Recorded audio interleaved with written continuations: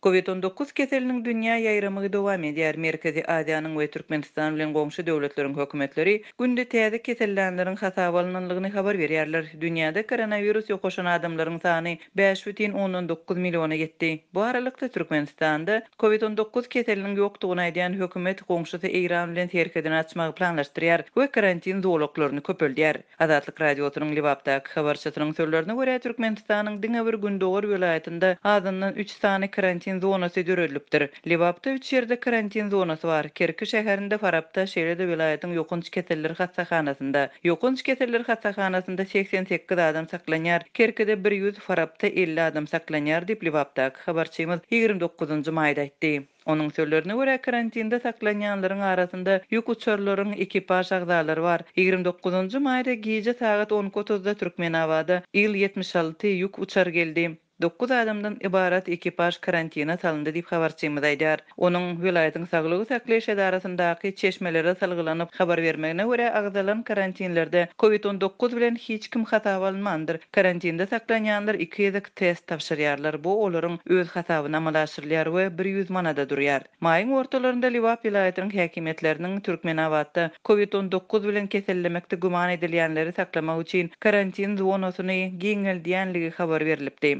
Şunlar Libap welaýatynyň häkimetleri bütün dünýä saglyk guramasynyň halkara bilermenleriniň Türkmenistana sapar etmegine taýýarlyk görýärler. Äkli saglyk işgärlerine özlerine ýörüýte halat we gora kostyumlaryny tikinmegi tapşyrdylar. Bütün dünýä saglyk guramasynyň saparyna garaşýanlygy üçin derman hem getirildi. Olar giden soň dermanlary ýzyna tapşyrmaly bolar diýip Azatlyň Libapdaky habarçysy aýdýar. Eýen bir aýdan gowrak wagt bäri bütün dünýä saglyk guramasynyň bilermenleri ýurda baryp Covid-19 bilen bagly ýagdaýy görmek üçin Türkmenistanyň ýolbaşçylary bilen gepleşip geçirip gelýärler. Sapary heniden başa barmady. Bu aralykda Türkmenistan öz territoriýasynda Covid-19 keseliniň ýokdugyny öňe sürmegini we bu keseli başga ýurtlar hem halkara guramalary bilen gürrüňdeşlik geçirmegini dowam etdirýär. Türkmen Saglygy saklaýyş wekilleri online duşukda hoply ýokunç keselleri bejermek boýunça Israýlyň hem Koreýanyň wekilleri bilen tejribe paýlaşdylar diýip Türkmen portaly neşri 28-nji maýda habar berdi. Haýsy keselleriň şonda maslahat edilenligi anyklaşdyrylmady. Türkmenistanyň media serişdeleri koronavirus keselini tas agzamýarlar we Covid-19 köplenç hoply kesel diýip tutýarlar.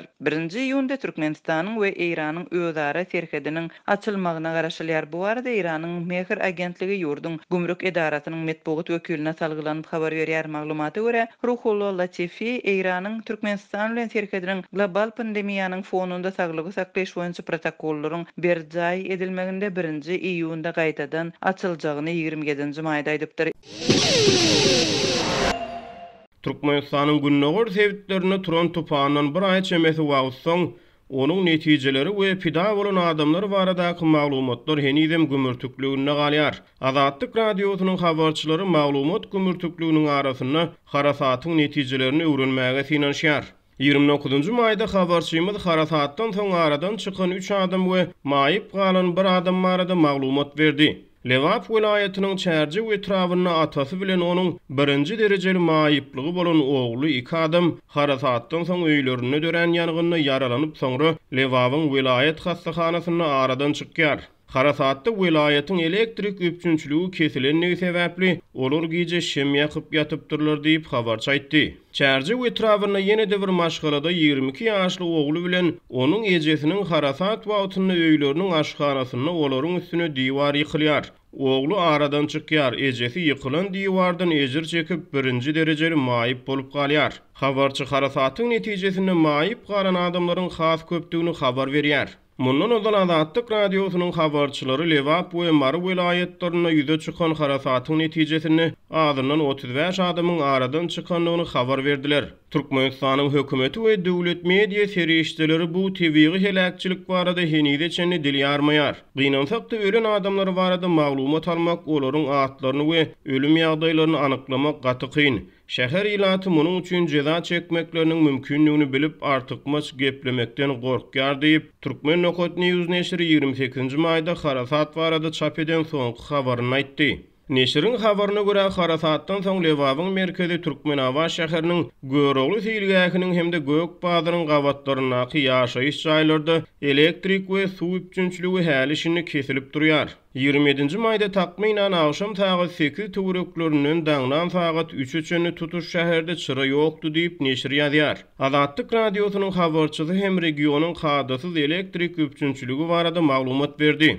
Elektrik energiýasynyň akymy has azaldy. 180 voltdan 200 volta zordan çykýar. Şol sebäpden kondisionerler işlänok diýip habarçy aýtdy. Howanyň ysysy şu günler Lewapda 45 gradusa çenli çykýar diýip ol sözüne goşdy.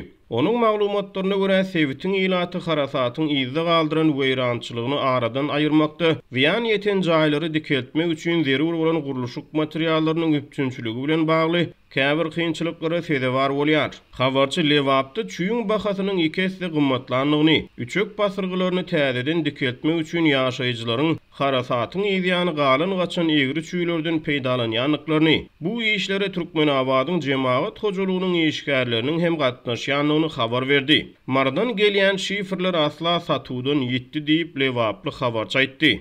13-nji maýda Marly habarçymyz Marada hemme şifrlaryň Lewaba uğrudylýanlygyny aýdylýanlygyny habar beripdi. Habarçymyzyň soňky maglumatyna görä Lewapda köp gatly jaýlaryň üçek basyrgylaryna has köp ziyan ýetipdir. Olary dikeltmek işlerini Aşgabatly telekeçiler hem gatnaşýar. Olar jaýlaryň üçeklerini ýaşyl renkli uzunlugy 6 metrlik täze demir şifrleri goýýarlar diýip habarçy aýtdy. Azatlyk radiosy bu maglumatlary Lewap vilayatynyň häkimligine tasdikladyp bilmedi.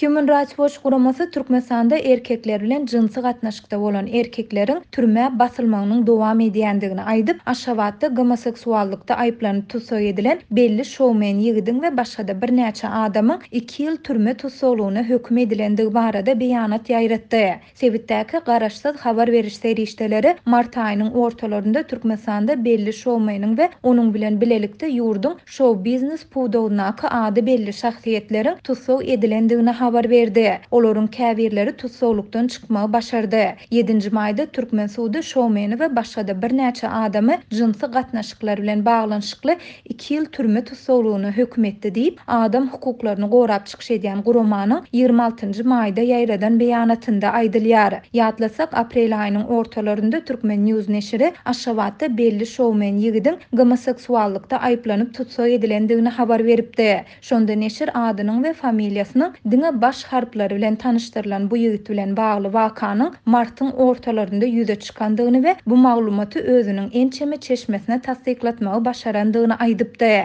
Human Rights Watch guramasy Türkmenistanyň erkekleriň arasynda jinsy gatnaşyklary gadagan edýän dünýädäki 69 ýurtdan biridigine ünsü çekýär. Türkmenistanyň Jenaýat kodeksiniň 135-nji maddasy jinsy gatnaşyklar üçin 2 ýyla çenli we bu gaýtalansa 5 ýyldan 10 ýyla çenli türme tutsaklygyny gözüňünde tutýar. Türkmenistanyň adam hukuklary baradaky halkara borçnamalaryny bozýan we açaçan kemsedici bu kanun polisiýa gay we biseksual erkeklere azar bermäge, şol sanda talamagy, kemsitmäge we hyýanatçylykly peýdalanmagy mümkinçilik berýär diýip gurama ýazýar. Şeýle-de gurama özüniň 2013-nji ýylda Türkmenistanda bolup geçen wakany dokumentleşdirendigini, şonu dokmançylyk işgärleriniň kanun goraýjy edaralaryň işgärleri bilen hyzmatdaşlyk edip, homoseksual hereketde aýplanýan 18 ýaşly adamy anal synagdan geçirendigini aýdýar. Şeýle synaglaryň hiç ýyly lukmançylyk esasy ýok. Bular rehimsiz, adamkärçiliksiz we mertebäni kemsidýän çemeleşme bolup, gynamalara sebäp bolup biler. Olar gynamalara garşy konwensiýany hemde raýat we syýasy hukuklar baradaky halkara şertnamany bozýarlar. Türkmenistan bularyň ikisini hem ratifisirledi diýip gurama belleýär. Aýdylmagyna görä 2017-nji ýylda Birleşen Milletler Guramasynyň Adam Hukuklary Geňeşi bir jinslaryň arasynda özara ylalaşykly hereketleriň jenaýatlaşdyrylmagyny esassyz diýip öňlan etdi we Türkmen hökümetini bu karary ýatyrmaga çagyrdy. Türkmen hökümeti bu kanunlara laýyklykda iş kesilen adamlara garşy bildirilýän ähli aýplamalary derrew ýatyrmaly we olary boşatmaly diýip Human Rights Watch guramasy aýdýar. Şeýle-de gurama Türkmenistanyň Jenaýat kodeksiniň 135-nji maddasy ýatyrmaga we adamlary jinsy uğra esaslanýan zorlukdan hem de diskriminasiýadan goramaga çagyrýar. Türkmenistan halkara hukuk goraýjy toporlar tarapyndan LGBT wekilleriniň şol sanda homoseksuallaryň hukuklaryny bozmakda tanqid edilýär. Türkmenistanda homoseksuallykda şüphelenýänleriň hukuk goraýjy organlar tarapyndan basyşlara we gynamalara sezewar edilýändigi barada hem maglumatlar bar.